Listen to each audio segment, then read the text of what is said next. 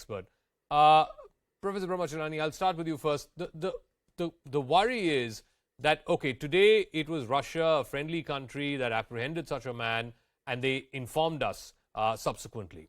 This could have very well happened in a country that is not so friendly to India, whether it's a Turkey or whether it's other countries in the Middle East which don't have ties or favorable ties with India. It could even be a Pakistan.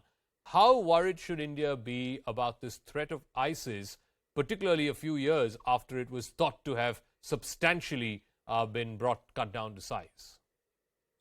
Well, it's an interesting question. The fact is that ISIS, as it existed in Syria and Iraq, is no longer a potent force. It has been completely dismantled.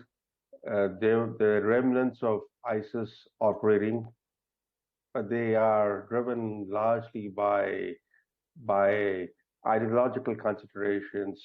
There's no organizational structure. And in fact, the big attacks that have been blamed on ISIS have actually been blamed on ISIS-K, which is actually a group that has no link with the original ISIS of the late Abu Bakr al-Baghdadi. In fact, ISIS-K, which operates mainly from Afghanistan, is part of Pakistani intelligence deception operations to build plausible deniability in terror attacks. So we have a very complex situation, and the Russians haven't really provided clarity on the arrests that they have made.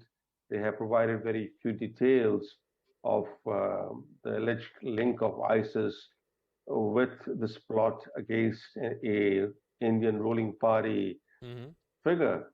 I wish there were more details for us so that we could draw some conclusions. But unfortunately, the details are so sketchy from the Russian side. fredweir, we have seen Russia also dealing with its own terrorism question when it comes to Chechnya, the Chechen terrorists, when it comes to things like the Beslan school hostage crisis that we saw a few years ago. But in your experience, have you seen something of this sort where a Russian national is detained and he was supposedly out to carry out an attack in another country because of events that happened there and because of perceived insults, and the Russians detained him or her and then intimated the concerned country? Has such a thing ever come to light before?